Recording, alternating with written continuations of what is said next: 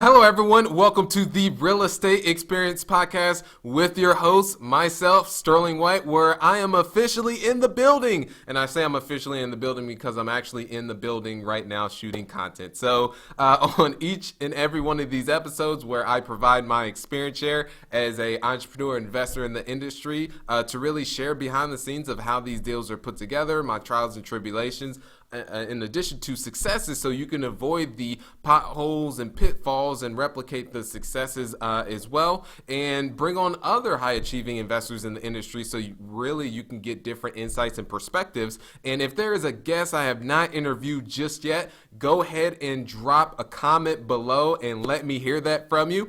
And whatever platform you're on, whether that's iTunes, SoundCloud, WorldStar Hip Hop, just joking, not on WorldStar Hip Hop, it would mean the world to me for you to leave that rating. And those of you on the YouTube, hit that subscribe button and notification bell so you can be informed moving forward. So today's topic that I really want to go into is using negative experiences as fuel. And I want to start things off with a quote from Jim Rohn that talks about, and I get this often of people asking me questions in terms of where they're looking to go, and they come up with, well, I've got this and this going on that doesn't allow me to do that. Prime example is one individual, they're an investor, and they actually just bought their first deal, so congrats on that, and someone I was able to help along to get to that. But they mentioned that they're looking to really scale and make the shift from their full-time job to full-time into the industry. And one of the things that we talked about was pushing out content as a way to bring on investors, as just one leveraging that channel. And they alluded to that when they get off work, they don't have the time because they're spending time with their family. And I just mentioned that is a excuse, and it's just due to everyone has their different circumstances, situations. If you're a family person, by all means, go for that. But if you're complaining that you don't have enough time, don't complain that you don't have enough time and then put that excuse on them. Because when I first got started in the industry, one thing that I did is when working with my mentor, I would get up at very early. This would be anywhere between 7 to 8, and I would work for them for completely free, and this would be about 4 to 5 p.m. So in the morning to the afternoon, and then I would go back to my friend's house because I was living in his den, and we started an Amazon business as a way for me to pay for him for allowing me to stay there. And I would do that from about 5 to about 9 to 10 o'clock at night with shipping out products, putting up listings, doing the description.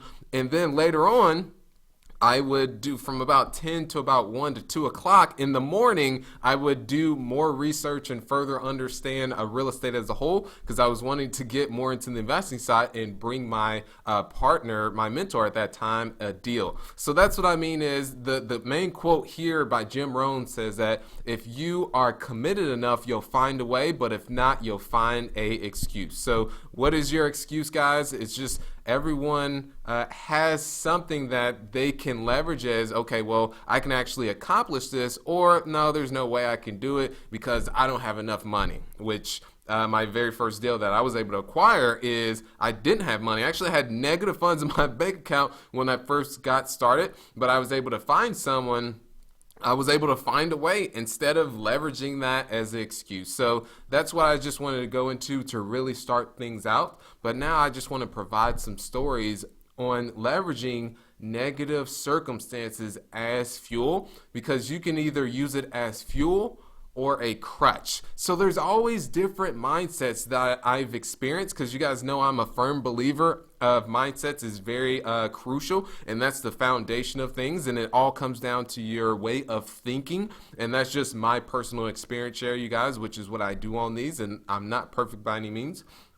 But the very first one, in terms of a story that really allowed me, hey Sterling, you've got to figure things out and really make things happen, was I remember being so broke, you guys, that this was in my late teens, and I was actually going to college. I was going to University of Indianapolis, and I actually later dropped out to focus full time on being in the real estate field. I was actually my 5th year on my 5th year on a 4-year degree, and dropped out in that 5th year. And I would like for you all to drop below how many times you think I took chemistry 1 and 2. I took it multiple times, but comment below on how many times you believe I took chemistry 1 and 2.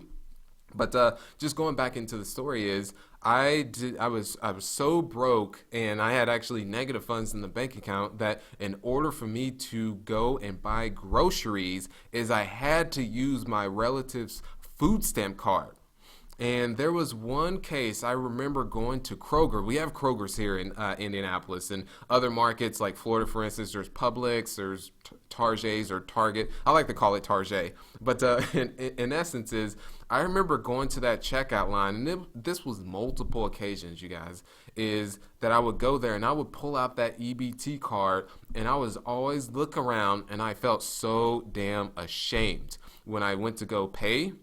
So I would look around, and then I would see whoever's watching, they see me pull out this card, and I would go swipe for it. And I knew at that moment in time, the very last time I did it, that I do not like this feeling, and I never want to go back to this situation. So those who are on subsidies and government assistance, that is fine. You do you do that yourself, but that was something that was not for me. And I grew up on welfare in terms of our family. So Section 8 housing, we grew up on food stamps, and I'm sure of other government assistance my mother then tell both my brother and I about. But I knew I used that as fuel to, hey, I don't want to go back to this. I need to hone in my skills and be better as a human being and individual in my skill set to be more valuable to the marketplace, to deliver a service that I can exchange, get paid for it, and be really good at it, so I can get enough income to where I don't be in that situation. So I use that as fuel, versus some people decide that, okay, well, I grew up in this environment, that's all I'm going to end up being, and I am content with that, and I'm going to be this way because that's how it's always been. So that's one mindset that's more of you could say scarcity, but I would say limiting or a disempowering mindset, versus more empowering one is that, hey, I'm going to use this situation as fuel, that I do not want to go back to this. So that's one story I want to share with you guys. The second is how much of an impact that my mother and I, because I grew up, father wasn't around very much, and actually never was around. And the times I do remember of the cases he was around just were not very pleasant. But from that is the environment that we grew up in was one of the apartments that we lived in was known as the projects. And I remember we lived on the lower level of on the bottom floor, and outside was cages on the windows as a way for people not to get in, versus us more. So it was safety. And I remember every other day it sounded like fireworks, you guys, because there were just gunshots that were going on outside, and we always had to get down on the ground to avoid those.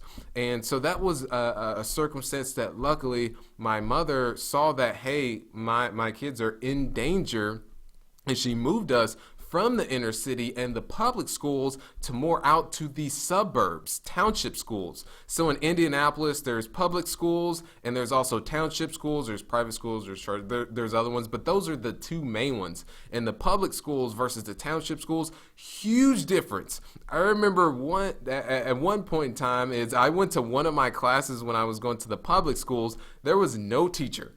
You walked into this class, and this was constant. They couldn't find a teacher. You would go in. It was gym, actually, and you would just go in there and just do whatever. Whatever. There was people playing basketball. There was people playing cards. Just anything. Some people just wouldn't even show up at all. So that is how one of the differences in terms of the public schools, and then went to township. Completely different environment.